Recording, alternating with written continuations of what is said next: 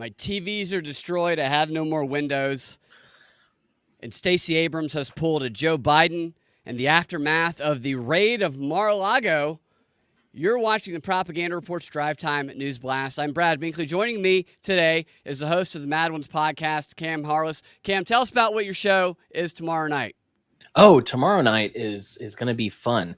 We're going to talk to a guy who's working on his PhD in theology about his case for why women should be leaders and pastors in churches too, which a lot of people disagree with. I don't know if you knew that. So it should be really, it should be fun. You say that. I don't know that I've ever seen a woman preacher in person. Yeah, I haven't. Well, in person, I never have.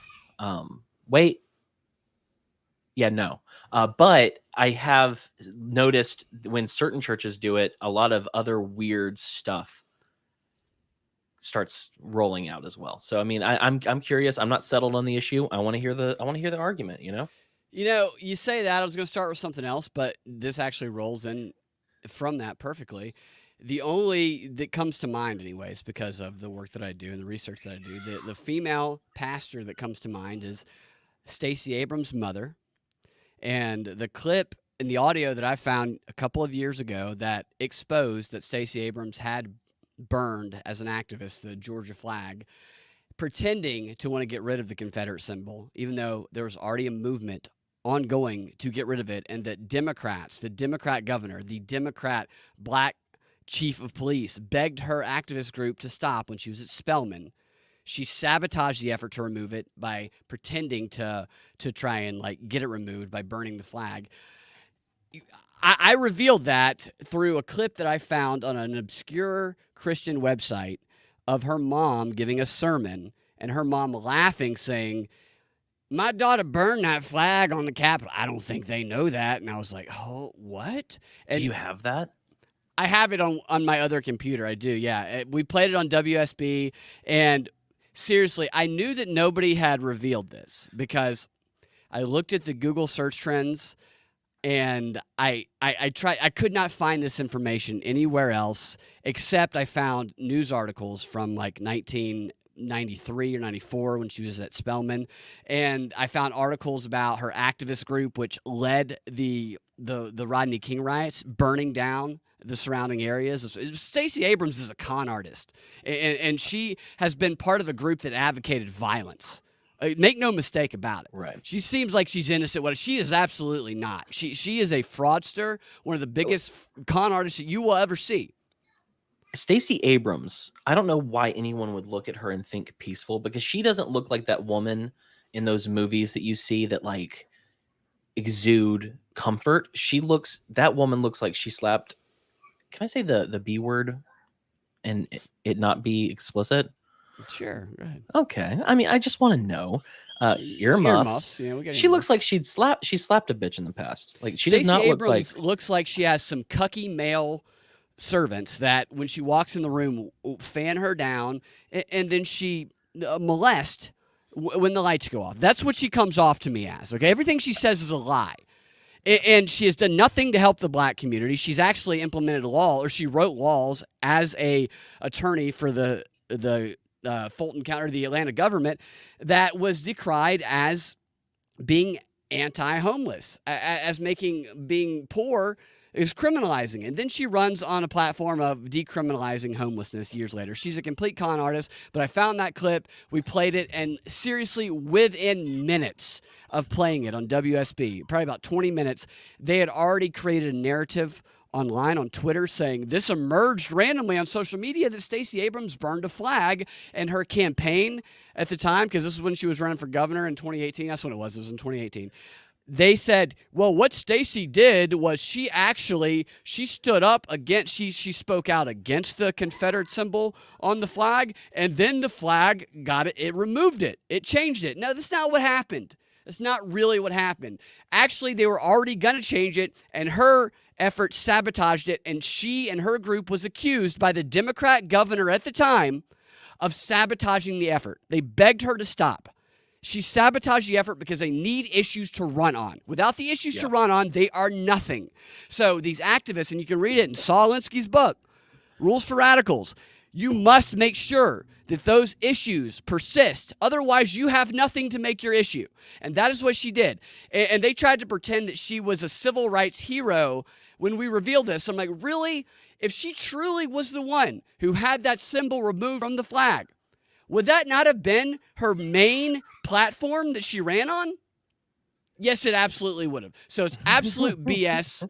And it was just extraordinary how quickly the New York Times and her campaign jumped on it and tried to flip it. Like, seriously, within about 30 minutes before the show ended, it was crazy. And when friends of mine expressed, my progressive theater friends, expressed their love of Stacey Abrams, I'm like, I don't think you understand. She has literally effed me and flipped, like, not literally. I shouldn't say that. No way. Absolutely ever. But I metaphorically, she has effed me in that she lied. She took a story. They said it emerged on social media, and she just completely flipped the truth about it. I have firsthand experience of her being a fraudulent con artist liar. And friends of mine are like, oh, Stacey Abrams is great. I love her. No, she doesn't. She doesn't care about you. She doesn't care about the people you think she cares about. She's a fraudster. She's a con artist, and she continued her con today on social media because she's got COVID, man. Stacey's got COVID, and she announced this on social media today. Here was her statement. It's very Joe Biden-like in her statement. She said, where is it exactly? Let me see. Okay, so yeah, she tests positive for coronavirus. From the AJC, they say the Democrat nominee for governor, she tested positive for COVID-19 after she delivered a major economic policy speech at a downtown Atlanta brewery. And then she tweeted, this morning, she said, this morning I took my daily COVID test and tested positive for COVID-19.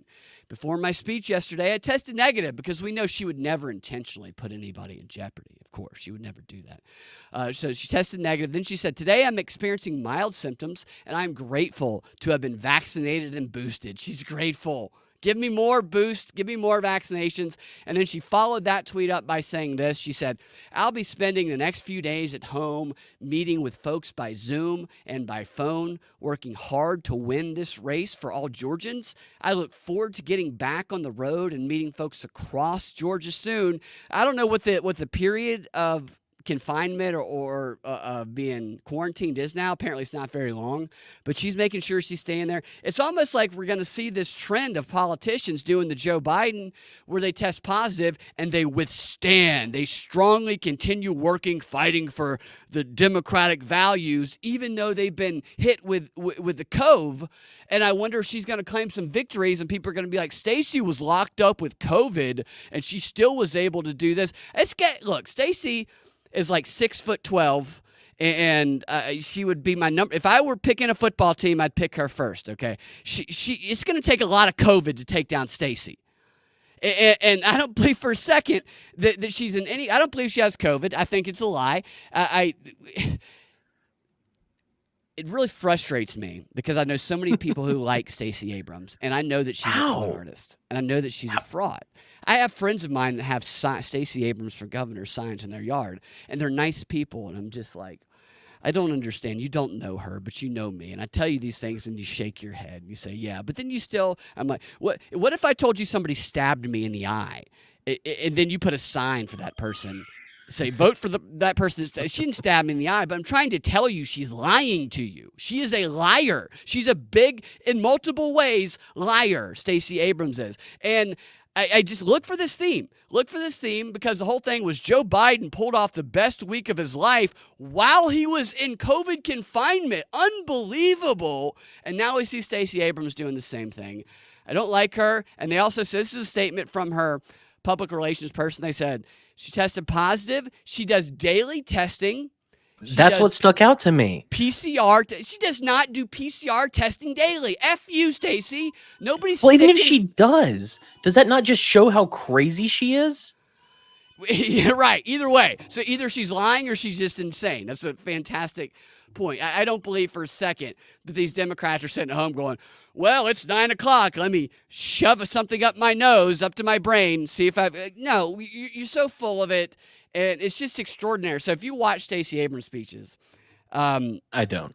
I know you don't, but So there's a multiple Stacey Abrams. I was talking about her mom, right? And so that sermon, I should find that on my other computer because I cut a bunch of clips for it and I never played all of them. It was the most racist sermon I've ever heard in my life. I'm serious. The sermon was basically, you're not a Christian unless you unless you take action against the white devil. I mean, that was basically the premise of her entire sermon. I was just shocked listening to this. Like, I was like, this is not a Christian. This is a racist who is up here speaking, calling for action against another race. It was unbelievable, and laughing about how her daughter conned a bunch of people. And it was like the most obscure website. It's probably not. It probably doesn't exist anymore. But yeah, there's no way she's doing this. And I forgot where I was going with that. If you ever want to trigger me, just say the word Stacey Abrams. That's all you got to do. Dude, she does not look like a person that, like, I mean, I don't like to harp too much on looks. What am I saying? I do. I love it. I love a funny looking person. I like a goofy looking person. But no, she's strategically goofy looking though. She is very strategic. She is perfect. She's immune from criticism by the way she looks. Oh yeah. Well, I mean, that's the thing. I used to love Stacey Abrams. I really loved her in. Did you ever see the movie Heavyweights? Is that like a boxing movie or just? No, it's a movie about a bunch of young boys who go to a fat camp, and in this fat camp, there's this. Have you ever heard of a blob? I've heard of Stacey Abrams. Yeah, well, that's what I'm saying. There's a blob. I'm explaining this joke to you because you don't understand it. But no, there's a blob. It's this big inflatable thing, and one kid jumps on the thing and goes to the other end. Another one, a fatter dude, jumps onto the other end and it shoots them into the air. Up in the air, yeah. And I was just saying, I really appreciate that she took it like a man and played the blob in that movie. She would do an excellent job of that, and we know that she's president of the world because she was in Star Trek. And you should know, Stacey Abrams, she got accepted to an exclusive high school as an actress. Yes, as an actress. So she was accepted as an actress, and then she shifted to politics. I'm not saying Stacey's not smart. I think that Stacey Abrams is very smart. There's no doubting her ability there.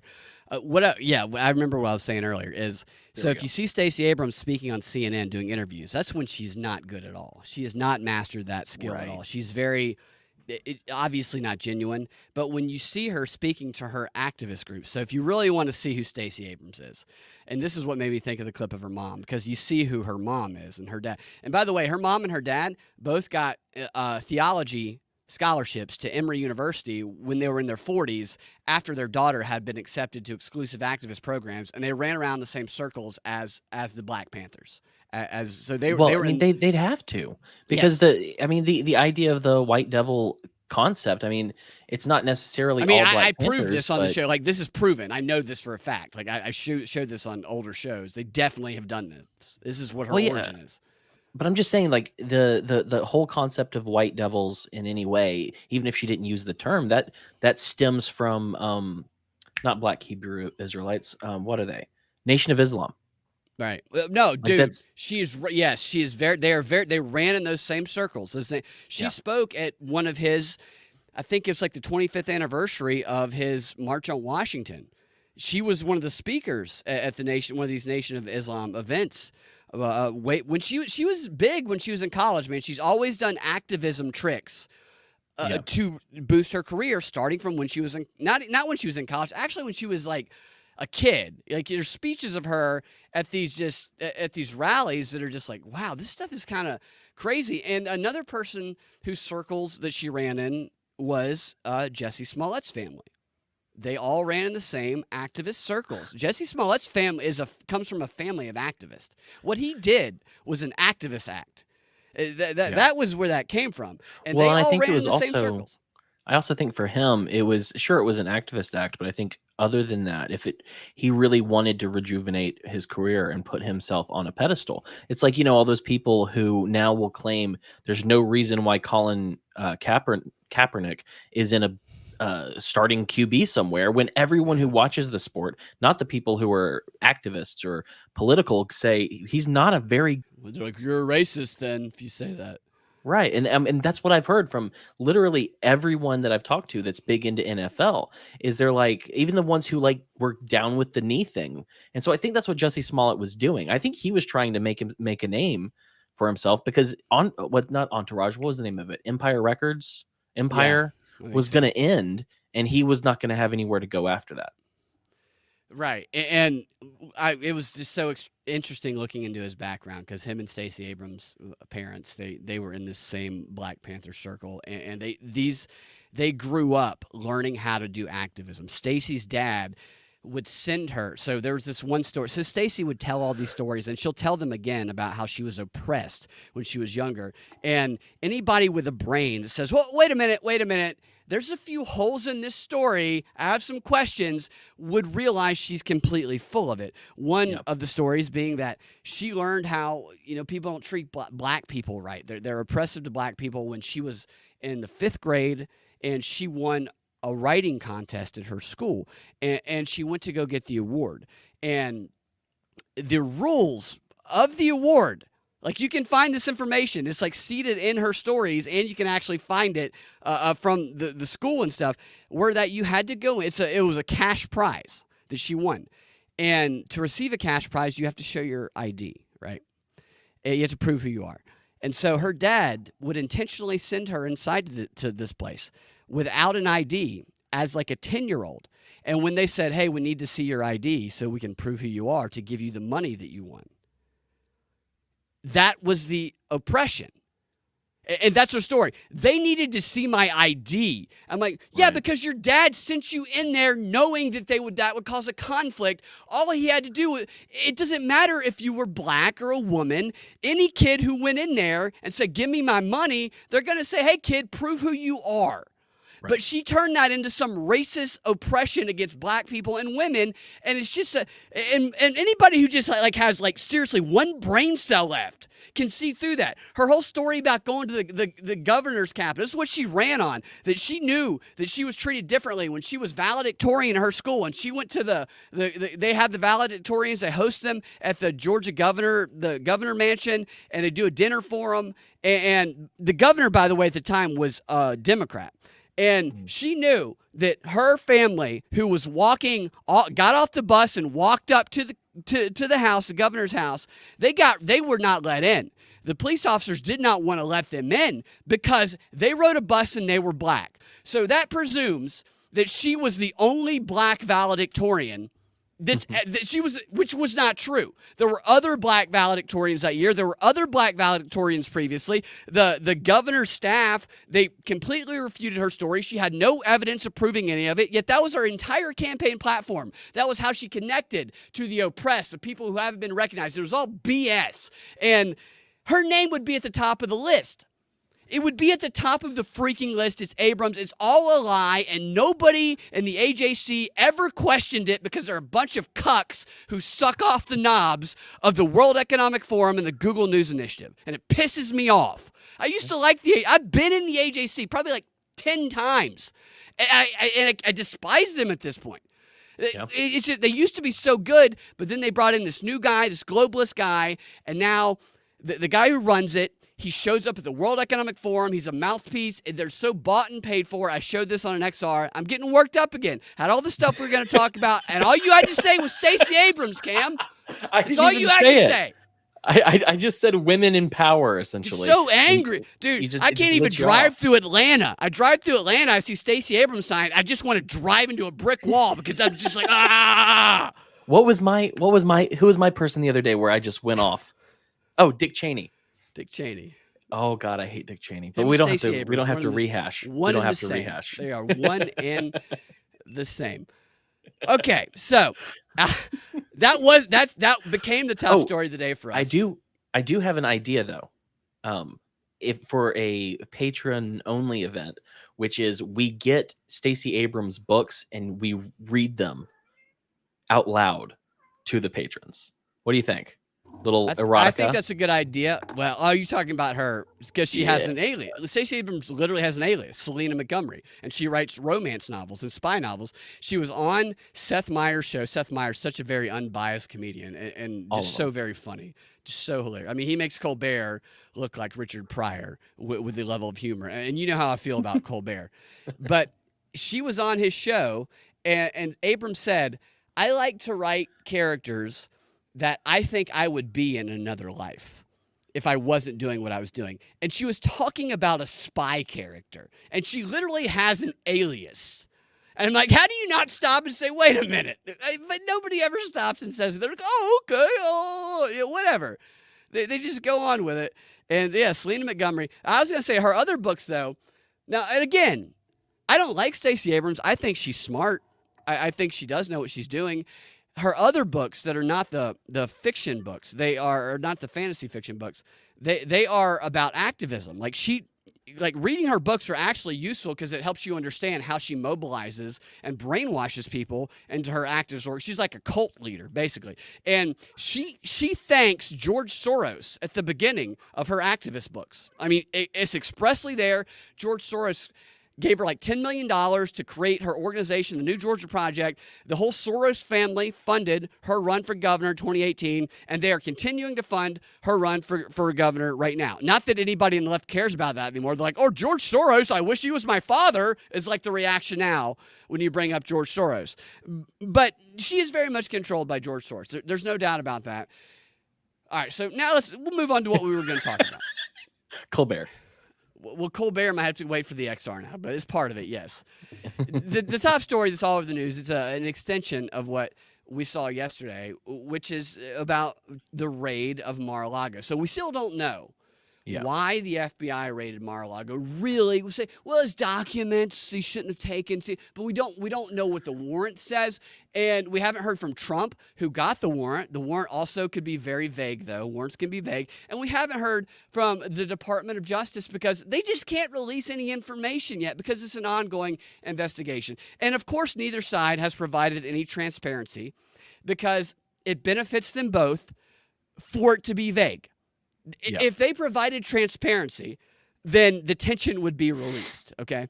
People wouldn't be fighting with each other. We wouldn't allow our minds to run wild with possibilities. You know, the left is like, well, it's vague. We don't know what it is. So, oh my gosh, there's dead babies all over Trump. You know, they just, all their hopes and dreams they can continue to project into the reason why they raided his house. And the same thing on the other side. So it benefits both when it comes to fundraising, when it comes to mobilizing, to not give us specifics on it. And when it comes to Trump, now what the warrant says, I don't know, but it could be argued that Trump wouldn't want to release it, for the reason I just suggested. Could be a reason. You want to keep it vague because that keeps attention, helps them mobilize. Could also be argued that when you know that you get a bogus warrant signed off by a bogus judge who already has a thing against you and may or may not be associated with Jeffrey Epstein, when that's the case, and you know they're not going to release any information, and they've standardized that, we're not going to release any information, and they've given you a vague warrant, that releasing it is only going to enable the media to say, there it is, you see how guilty. So there's arguments to not release it, depending on what is or is not on it. We will see it one day. But the fact is, they don't ever want the public to have clear conclusions about anything. Because if they give us clear conclusions that evidence backs up, then our imaginations cannot run wild to fulfill our wildest dreams, to satisfy the hate of Trump or the hate of the FBI or whatever. And the FBI is terrible. I don't like they're not, nothing's monolithic, okay? I'm sure that everybody's not in agreement in the FBI, so I don't want to make it seem like that. I don't like to do that. But I mean, like, if you just look at the beginning of the FBI and J. Edgar Hoover, you know that it was not a good thing when it even started. Yeah, so I mean, it's not going to get J. Edgar better. Hoover was the first day. You know, he could have been the first day. Right. It's just, it's not to say that there aren't good people who get employed by him, but it's a powerful freaking organization that has historically been used for corruption. It's done some good things, possibly. I'd like to see a list, a back and forth list of good and bad. Nothing is pure. Nothing is all the way good. Nothing is all the way bad. They try and make us think there's no gray areas in life. So I don't like to paint things with a black or white brush like that, because I do think there are gray areas. I think things are complicated, but what's not complicated is the fact that the media is our enemy. And I sound like Trump saying that, but they absolutely are. So are these politicians, because all they do is lie to us. They think we're stupid. They think we're going to swallow it whole, and some people do. But we know, and I always bring this up because I do want to remind people, because it can be easy to look at all this stuff and be like, oh my gosh, they're taking over, overwhelming. They know that we don't like them. They know they have to win our trust. Do not give them our trust, and they cannot win. They cannot win. And we continue to live our lives, and we go out and we talk to people face to face. We look outside, we realize, wow, the world's not on fire. The sun's not about to crash into my house and light me on fire. And we realize this is all a facade they're creating. Life is not so horrible. Life can be better. Demoralization is what they need. They must demoralize us, and if we accept that demoralization, then they win. And this is what I've been preaching a lot lately, like Stacey Abrams' mom, I guess, that just simply having hope and not giving in to that demoralization is an act of resistance, because they want to take that away from us. Wow. I'm big on hope. I know you are. I like that. I like that. One of the things I read about the Mar-a-Lago raid and what they had a warrant for, I read it earlier. I can't tell you where, but they said that when Trump left office, he took about 15 boxes of documents that were confidential. And like when he had them before there, when he was president, and that was okay. But he had 15 boxes, and at the end of it, he wouldn't give them back. And so there are 2 missing boxes, allegedly. And that's what they went in to actually get, were these 2 boxes that he wouldn't give. He gave up the other 13, apparently, because they threatened him with a lawsuit or something if he didn't give it. But one of the thing that I pulled out of this that I read was that they said they were not judicious whatsoever in what they grabbed out of Mar-a-Lago. So they went through all the safes, they went through everything, they grabbed anything they could. I don't know if it was constrained to paper or not, but it really looks to me in this situation, when I hear people say from the FBI that they weren't too judicious in what they grabbed, that they were looking for something there that he has, or that they're trying to make it. I mean, they're trying to make it seem that way. That's what they're saying in CNN. It's like there's something there. They wouldn't just do this without there being something there. What I mean is, I'm not saying it like, oh, there's something there that they can get him on. I'm saying he has something, like proof, because they went through his safes. He has something they don't want to get out. You know what would be hilarious to me is if what they confiscated and discovered was Hillary Clinton's 33,000 emails.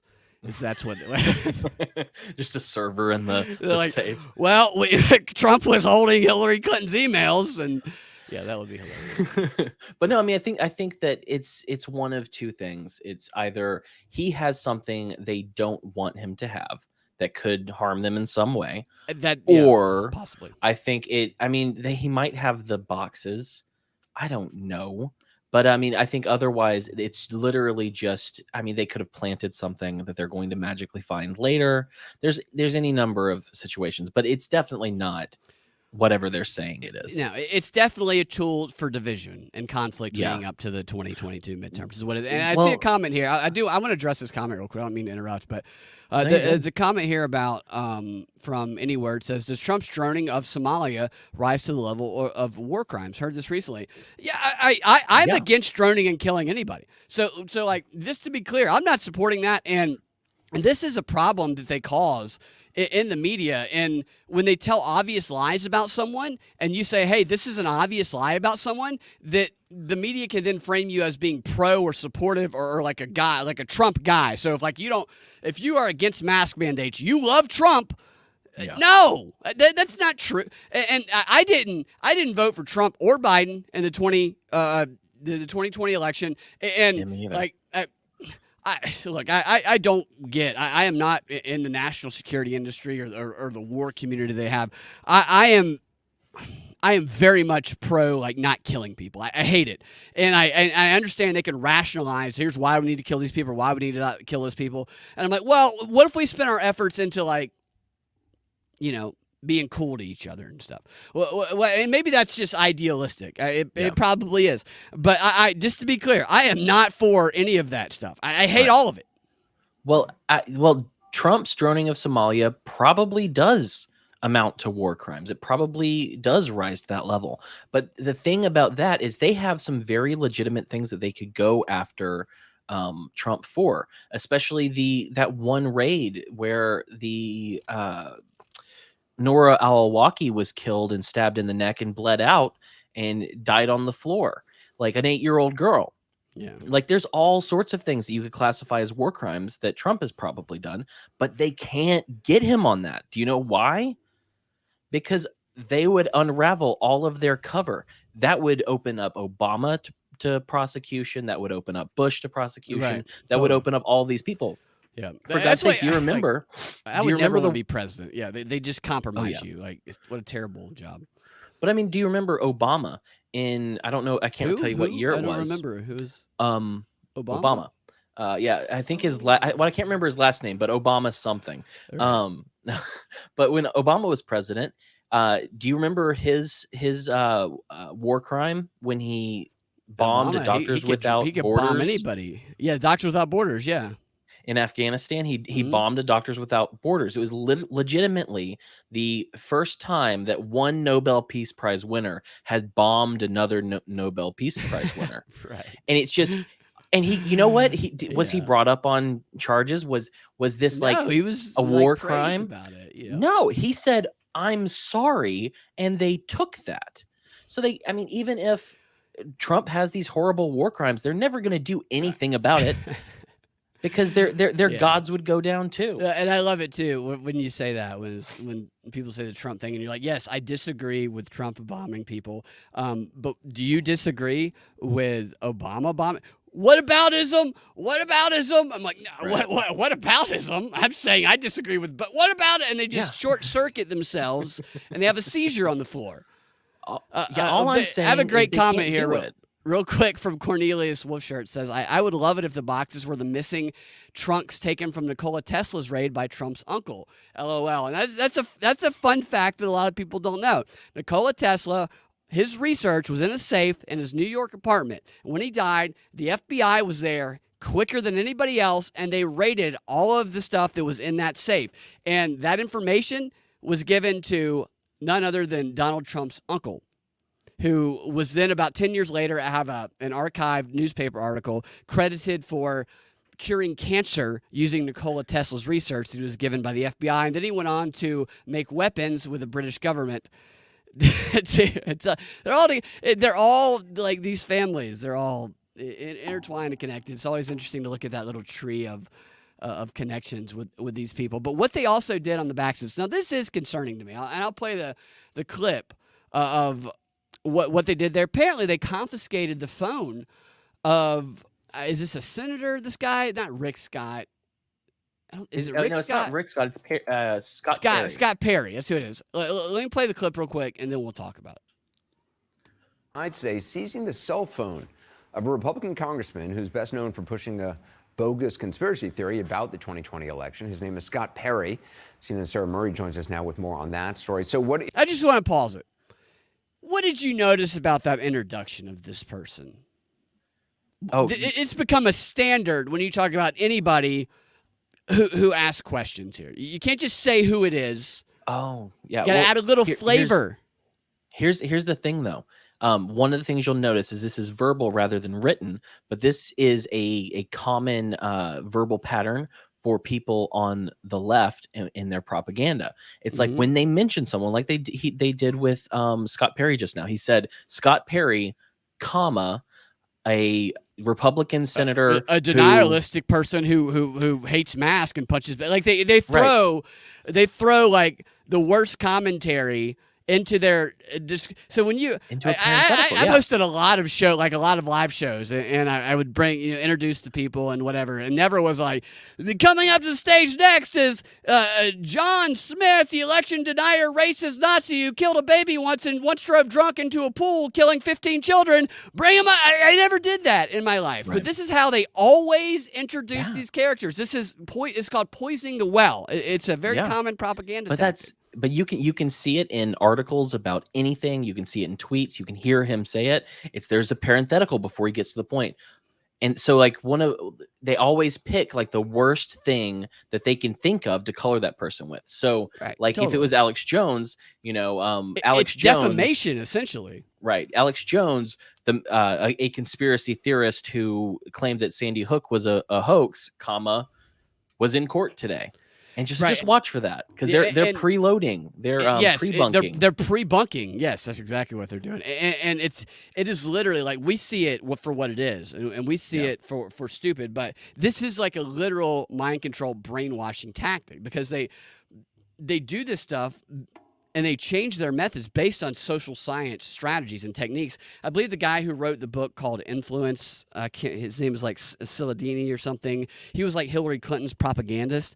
And he tells them how you have to repeat it's like Hitler. I mean, it's just like what Hitler, or what they say Hitler was said, and then now what they say Trump says. But what all people who have focused on the way the brain works, and repeating information over and over and over again, and presuming it's true, and saying it with a certain tone, then your audience that already wants to believe you will accept it without question. And that's what they do here. So he does it. Every single person on every show. It's so interesting. I'm not saying you should take a day and do this, because why? Just go outside. Don't do that. But if you watch all of the CNN shows all day long one day, you will see that they say the exact same words, the same phrases, and they say the same stories, the same patterns. It's an interesting study in propaganda, just how coordinated and patternized it is. And when they have the repetitiveness of this, that they say in all of these different, I mean, he's a later night show. And so this starts at 6 a.m., man. And at 6 a.m., you hear it over and over again. Sometimes I'm just like punching myself in the head going, what? How can they do this? Like, how do they look themselves in the mirror? But they do, and they probably swear to Satan or whatever it is, or they just get their paycheck. And not even that, they can be bribed by a paycheck, and they might not know this, but the people who get them to do it know that those who don't question them, it creates nodes. And like I talked about A to B yesterday. It creates the A to B because they don't want people looking at the A to C. So it creates an automatic reaction. Oh, there's that election-denying racist that they've never even researched. They've never even thought about. And this is a stupid thing, I think, and you think, and probably most people listening think, but it's actually a very powerful thing. I used to play clips of the linguistic George Lakoff, who's like 1,000 years old now, where he talks about this. He talks about the strengthening nodes it actually creates. It's like a physical thing in our brain that is created that makes it difficult to see around. And that's why they do this stuff. Yep. She kind of looks like the actress from House. House. Oh, yeah, the medical show. I got to take this clip out because oh, wait, no. There we go. House was a good show. I liked House. Yeah. Cameron, I think was her name on the show, but she reminds me of her.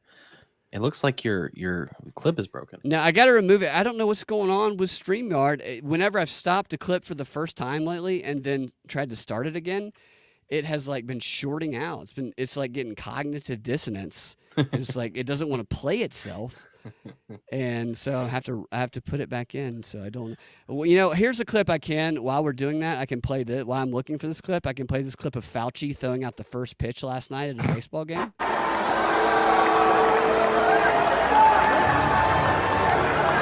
You notice he's getting booed. Home run!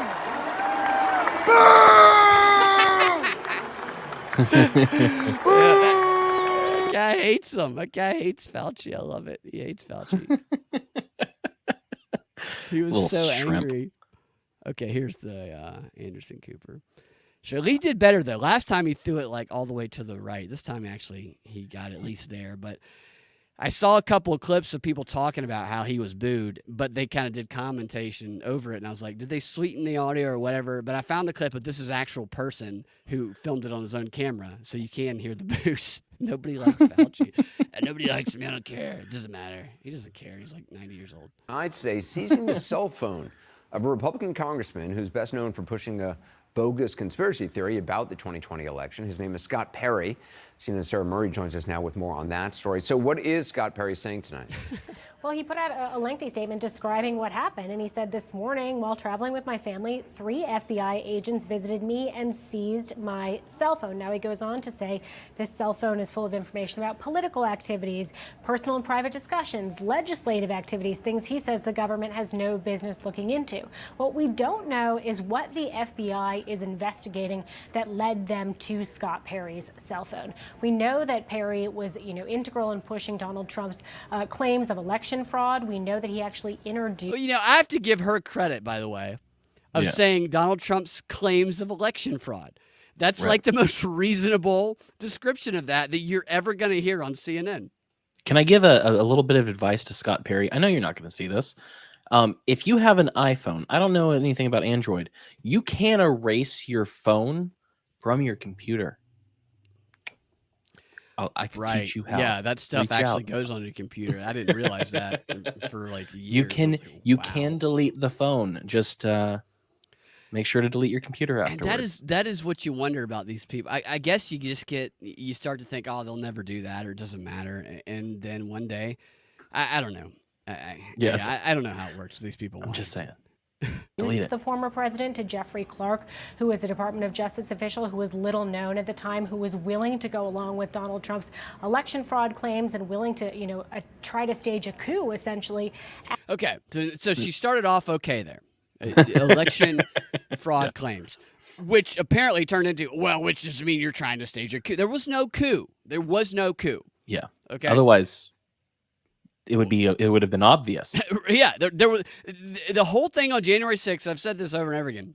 Benefited President Biden. It actually stopped the election challenges. It stopped it because there was going to be challenges, and then those who were going to challenge it backed off after all of this happened because they didn't want to be associated with it. So this was all beneficial to Biden, and they say, well, essentially, questioning the election does not make you an insurrectionist, domestic terrorist. And I think that's what a lot of this is about. I think that they've been conditioning us for a long time, or their audiences anyway, and they did it very directly.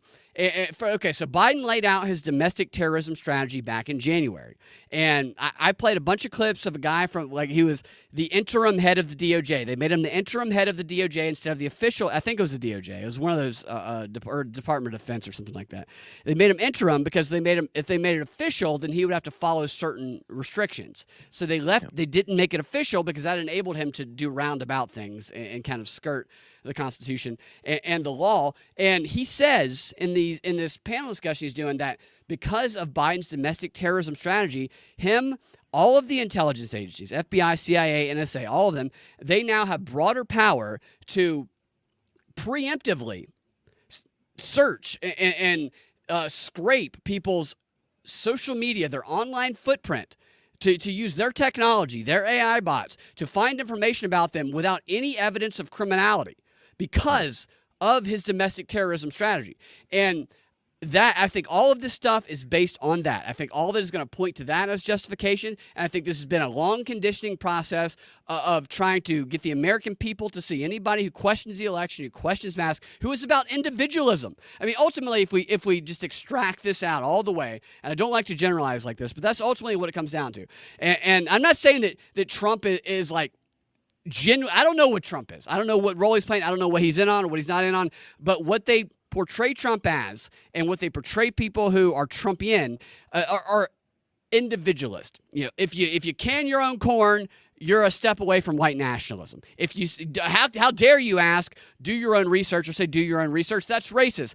The individualism versus collectivism. It's like the oldest effing fight in history, and that is basically what this boils down to in the way they're portraying it. And they want people who are on that individualism side of it to be domestic terrorists. They want to make so these clips I played you yesterday. I don't have any of them to play for you today, but they talking about how the information fight with the Ukraine versus Russia. It's not just Ukraine versus Russia. It's the West versus Russia, and the way Russia does it is they do it on moral grounds. So we need to do it on moral grounds preemptively. We need to pre-bunk them on a moral ground and show that we're fighting for what's right and for humanity, and that they need to be prosecuted for evil war crimes. And I think that ultimately, if they had an ideal goal in mind, that they would eventually want to sway the American public, the majority of the American public, to see anybody who can be, quote, classified as Trumpian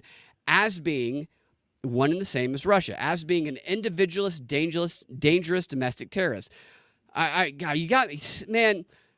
We just got to do a thing where I'm like, dude, don't say Stacey Abrams until we're 20 minutes into the show.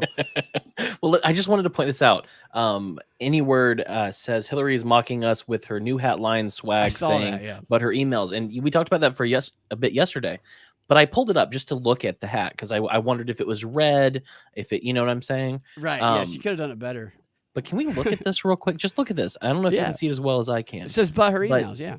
The graphic designer, it's terrible, who put together this mock-up, put a drop shadow on the words. You can actually, I don't know if you can see the drop shadow under this, but this makes it look like it's not real at all. Like it's not a real hat, or it's just it's just pasted on top of a picture. Because I mean, if you look right underneath here, you see how that B and that H, they have individual shadows. Yeah, that it's just really like, it's just bad Photoshop. But right, they have somebody throw it together, and it was all for the tweet, though. You know, and here's the thing: they don't have to make a quality hat because people will buy it. They could literally smear it in feces where it says it, and people will be like, oh yeah, they buy it because it's all about the tribal war. It's all about the mimetic war. And Hillary, while it's like from a movie, you know. We all think that like we would recognize the dystopian takeover. That would just be so obvious to us by the way movies and by the way history seems to portray it. Or Jordan Peterson talks about, and he's absolutely right, about people thinking that they would recognize the Nazis. When it's like, I think you are the Nazi. Like you would be the Nazi. So when you're in a society where most people are becoming the Nazis, these people who are just bandwagoning everything, they just agree with everything, think that they would have the balls to stand up to what the majority of people had been convinced of back then. They would not. They would absolutely be the Nazis, and that is why this type of propaganda works. Is because the Nazis don't think they're the Nazis, and when they don't think they're the Nazis, you can sell them a trashy hat like that, and they'll buy it because they think it's a symbol against what they are. Can I share? Oh, let me see if I can find a. Oh, here we go. I can share a video with you if you're cool with that. Yeah, let's do it. From the Mitchell and Webb show, which is a British show. Let me check this. You go. Hey, while you're looking for that, I'll show you my screen of this. Part of the Stacey Abrams story that I didn't mention was that the night before she did a speech. And she tested negative before the speech. She made it very clear she would never recklessly expose her followers, her mind-controlled slaves, to her COVID. And she did not wear a mask at her speech. Everybody in the crowd, though, wore masks. They made that clear. So we have Stacey Abrams again displaying her elitism, the same kind of elitism that she displayed here. Where's this photo here? I'm going to pull it up. When she was at this school, where you have Stacey Abrams posing in front of a bunch of masked children. Essentially, they said she did the same thing in her speech. She's the only unmasked person, so she put nobody at danger. And so they can kind of explain away this photo now. So when she gets criticized about this in the future, she's just trying to. All the children are masked so that she can't give them COVID. They should put staples on her mouth because she spews nothing but BS. I don't care. I don't care that she looks, you can't tell what her sexuality is. I don't care that she's a bigger woman, that she's very tall. I tell you she's very smart. I compliment her on that. She is a liar and one of the most astute con artists that you are going to see. And it pisses me off when my friends love her. I got to stop talking about Stacey. Okay, let me grab this window. Tell me if this makes any noise. when I play it. All right. All right, yeah, let's go. I can see it. I cannot hear anything. Can I hear anything? All right. So there's the share thing on there that shares your microphone also, so it can reverberate on StreamYard. I don't know. That's happened to me before. Did it give you the share audio option? Well, no, it's messing up, but I'll figure it out for the XR. All right, figure it out for the XR. We'll do it in the XR. And what were we finishing up with here to finish up the DB? Where were we? This girl. We were at here. the Justice Department. So it's not clear if it is perhaps related to that. Let's take it back a step in here. So she was just talking. So she had just actually described it. People who, she was not radical in her description of people who who question the election. Then she got very radical after that. Is where we were. Introduced the former president to Jeffrey Clark, who was a Department of Justice official who was little known. This is a short clip. I'm just going to take it back all the way. Anderson Cooper and his... Today, seizing the cell phone of a Republican congressman who's best known for pushing a bogus conspiracy theory about the 2020 election. His name is Scott Perry. CNN Sarah Murray joins us now with more on that story. So what is Scott Perry saying tonight? Well, he put out a lengthy statement describing what happened. And he said, this morning, while traveling with my family, 3 FBI agents visited me and seized my cell phone. Now, he goes on to say this cell phone is full of information about political activities, personal and private discussions, legislative activities, things he says the government has no business looking into. What we don't know is what the FBI is investigating that led them to Scott Perry's cell phone. We know that Perry was, integral in pushing Donald Trump's claims of election fraud. We know that he actually introduced the former president to Jeffrey Clark, who was a Department of Justice official who was little known at the time, who was willing to go along with Donald Trump's election fraud claims and willing to, try to stage a coup, essentially, at the Justice Department. So it's not clear if it is perhaps related to that. We reported earlier this summer that Jeffrey Clark's home was searched, so he's been under scrutiny from investigators.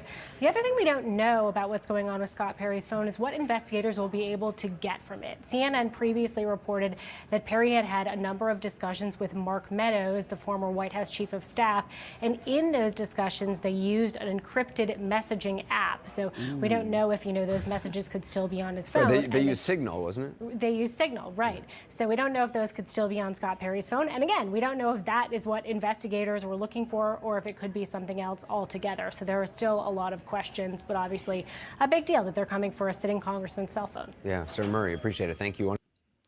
Scott Perry, good job on using Signal. Because yeah, right. even if they took your Yeah, phone, they cannot get into Signal. Period. They can't. Yeah, right. They can't get in the Signal. Absolutely. That's like. So we used to get these messages to use Signal, use this and that, and I'm like, look, I've read like a dozen articles. That's what I used to tell people. And I saw a panel discussion on it where they talk about how they need to get into Signal, and so even if they can't hack places like Signal or these other encrypted apps, they can send informants in there to pretend to be one of them. And this is what they do. It's not just about hacking it. They go in there and they pretend to be the people, and then they say, hey, I got a bomb if you want it. It's stuff like that. Yeah. And they bring it to them. And they do it in video games. They target young kids who are impressionable in these gaming apps. And just the fact that I don't know what this guy did. And look, they could very well find just horrible evidence on here of this guy doing criminal activity, and he might be a bad dude. I don't know much about this guy, but just the fact that they took his phone from him and they're not telling us why.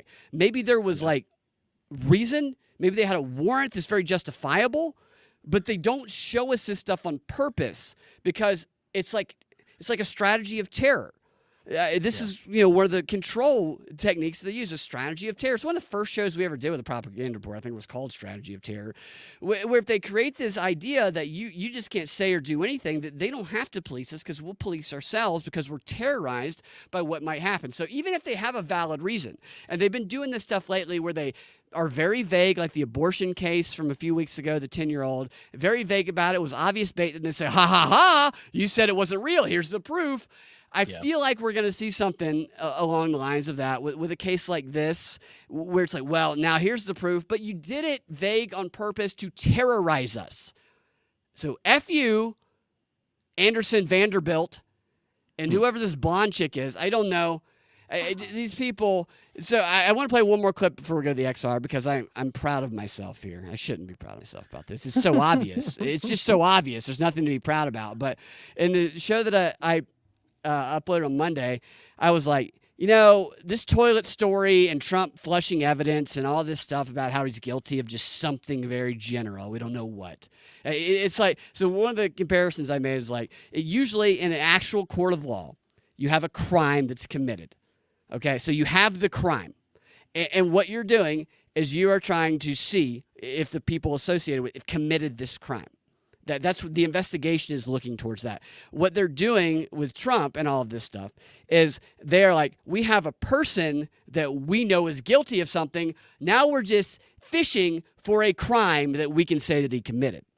That's like void of due process. That's FU Constitution. That's not how justice works, but that's how the Jan 6 committee and all of that is attempting to work, and they're trying to transfer it to the actual Justice Committee. And I said Monday, I was like, here's what they're going to do. They're going to roll out Bernstein. It's like Nixon. They're going to roll out Bernstein's decrepit ass to say, oh, it's worse than Nixon.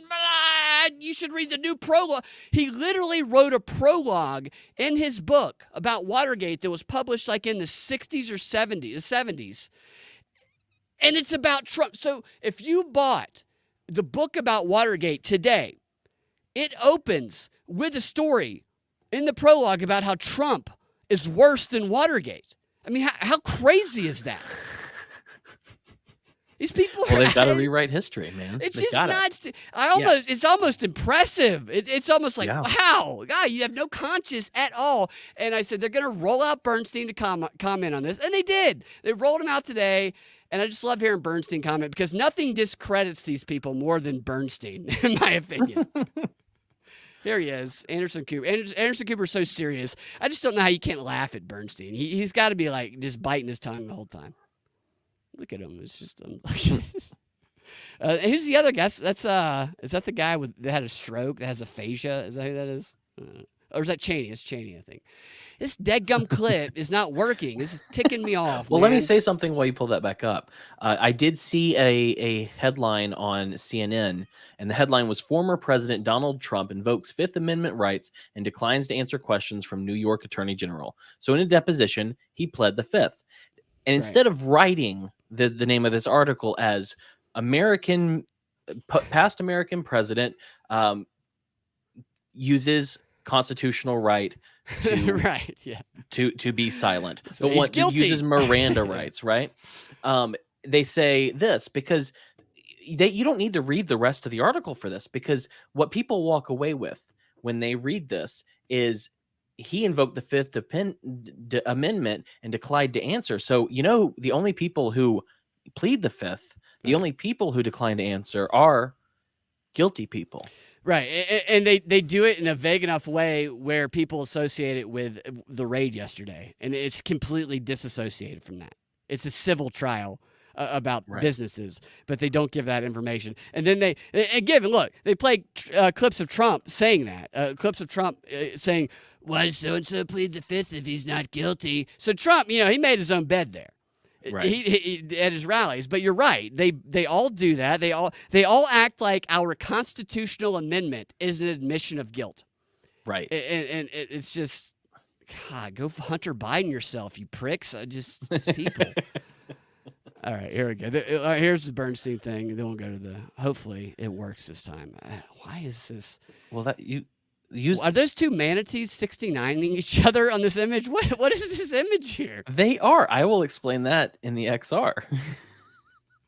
Source: the search of Mar-a-Lago came after authorities believe the former president or his team failed to return materials that were government property, and it was believed the documents had national security implications. Now, the search warrant pertained to both the handling of classified documents and the Presidential Records Act.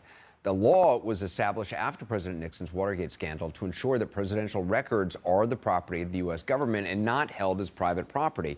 Now, in another historical parallel, the Mar-a-Lago search came on the 48th anniversary of Nixon's resignation.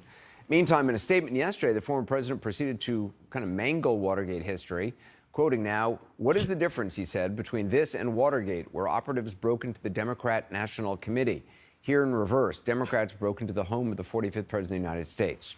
Joining me now is journalist and co-author of All the President's Men, the definitive account of the Watergate scandal, Carl Bernstein, who's also a CNN political analyst, also CNN contributor, former Nixon White House counsel John Dean. Okay, so we really have a lot of credibility going on here. And I want to point out again that Trump, he made the comparison. Not that CNN wasn't going to do that anyway. They were obviously going to do that anyway, but he made the comparison. And I want to say this. This is my new theory. I think I think that Anderson Cooper wears contact lenses that make his eyes blue. I think he probably has brown eyes. Yeah. Or black eyes. The black eyes of a lizard. Dead black eyes, probably more likely. Yeah. Carl, what is your reaction, first of all, to the search and what you're hearing from people in the former president's orbit? Well, the first thing is, this is a deadly serious matter. In the view Has he ever started a sentence about Trump not like that? Has he ever been like, I don't think this is you guys are blowing this up? Every single time he reacts to something about Trump, it's always deadly serious and democracy is about to be destroyed. He's never, that's how you know, when somebody never responds in a different way. It's just, guys, I mean, good for him. He's making a living in his old age. even former top officials of the Trump administration. I spoke today to one of the senior most intelligence officials throughout the Trump presidency.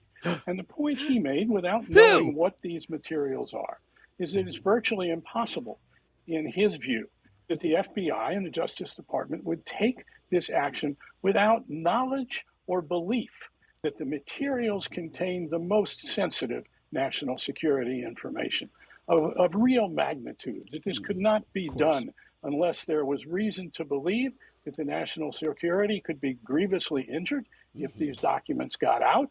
Okay, so of course, this is he is literally repeating verbatim what Phil Mudd and 16 other anchors said on CNN and MSNBC last night and today, but it's just coming from Bernstein. And I talked to a guy who's a senior most official but who is it? Who is the senior most official, sir?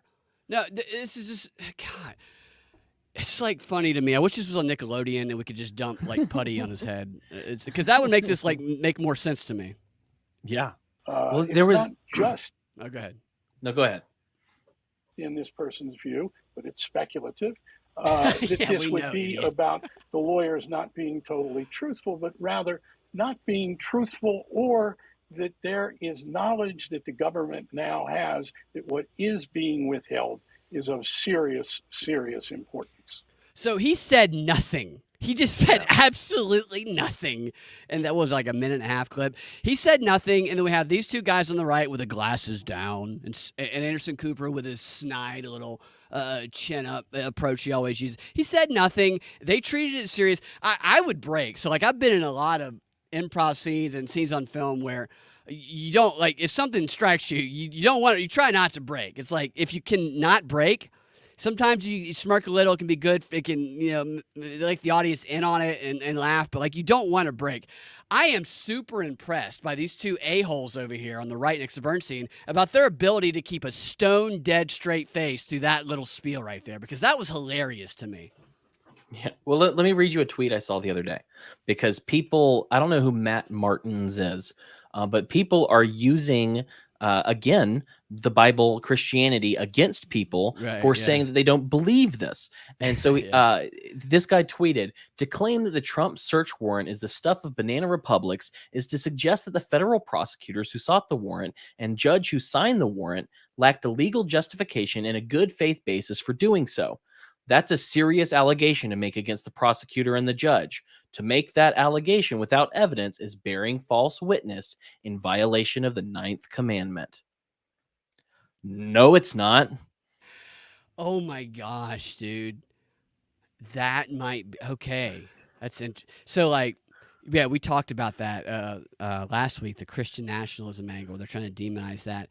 Yeah. I hadn't thought about this though. So Stacey Abrams is more than just a black female whose gender, or not gender, but whose sexuality is you can't really tell, and who is immune from criticism because of the way that she looks.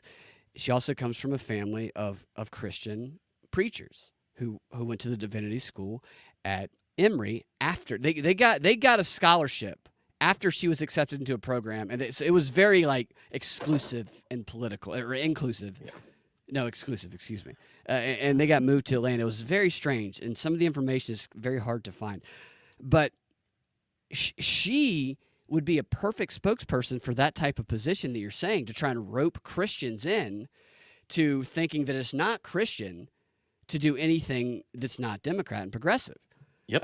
That's a common. It's a very common thread. Absolutely. That's interesting right there. All right. Catherine says, what's his ass is losing his upper lip. Has lost it, really. Yeah, they all look like well, Anderson kind of has like a tiny upper lip, but these guys are good for them. People should be able to work in their old age. John, was this a reverse Watergate break-in, as the former president was saying?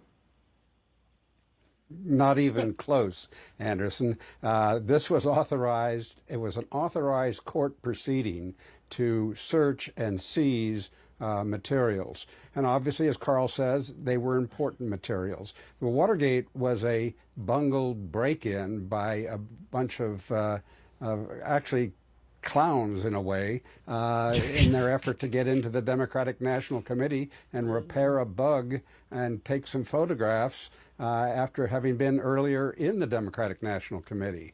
Very different parallels. And Trump, referring to Watergate, of course, focuses on the break-in.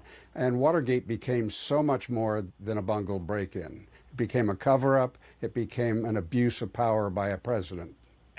I can't hear this guy say bungled anymore. It's disgusting to me saying bungled. But I look at Bernstein here, and I imagine that he has no lower half of his body, that he's like Captain Pike, but a little bit better off in the original Star Trek series, where he's just a computer bot, rolls around, and the upper half of his torso is just on top of it because the rest of him doesn't exist. They just roll him out there for this. And we have a comment here in the Rock Fan, which is very relevant, and I agree with here, from Denver Attaway. He says all that matters is that Bernstein relaying the message here. It's a branding thing. People might not be as likely to believe it coming from CNN, but from Bernstein, well, if you don't follow politics, exactly. If you don't follow politics and you hear the guy and you associate him with the Whitewater and the Pentagon Papers and stuff, then you believe them. And I think that's right. I think I don't think that these efforts by these people are efforts to actually influence people to a position. I think they're get out the vote efforts. I think they're efforts to remind people that they must get out and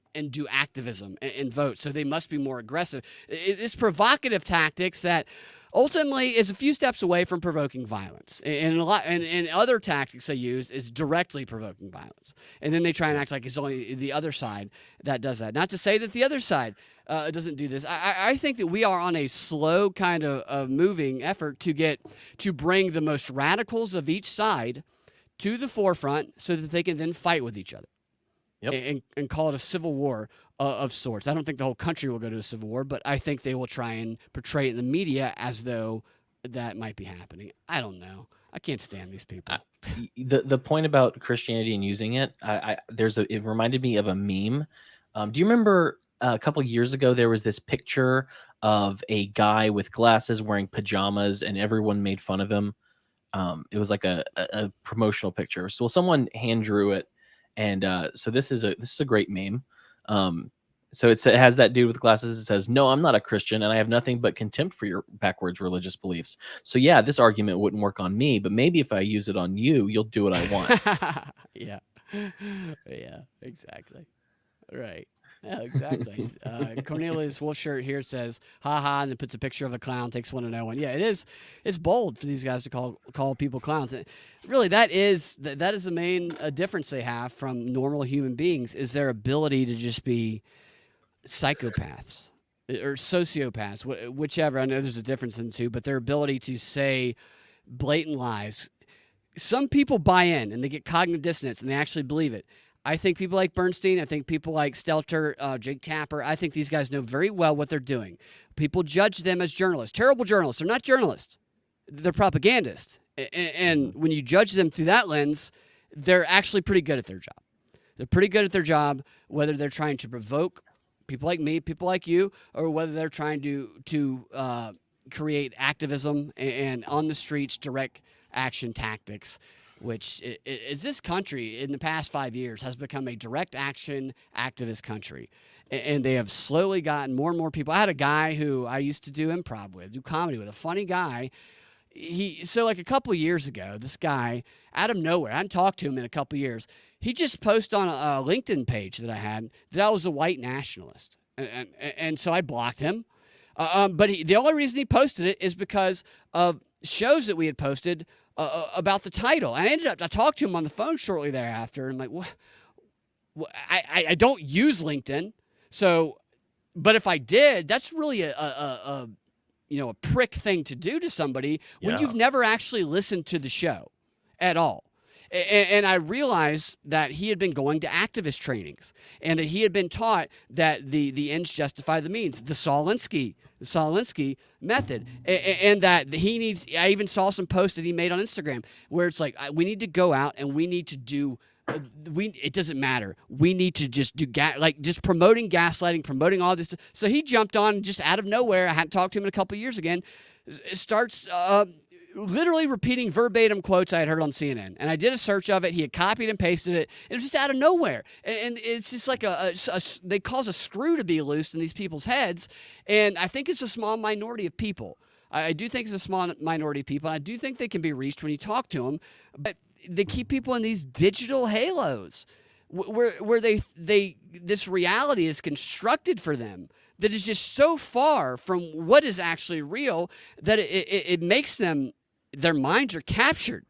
And I truly feel for them. I just think it's I feel for them because they didn't sign up for it, they did take actions themselves ultimately, but God, it's what it is the cone of shame, the cone they put around dogs' necks when they have surgery so they won't chew off the stitches. Yeah, That's what this propaganda is. Right. This is the digital. It's a digital dog cone.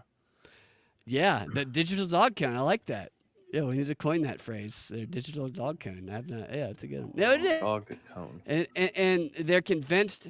And so in this Ukraine disinformation stuff, and they talk about this and all, they talk about Saul Alinsky, talk about all these, is that you have to focus on the moral aspect of it. People have to believe they have the moral high ground.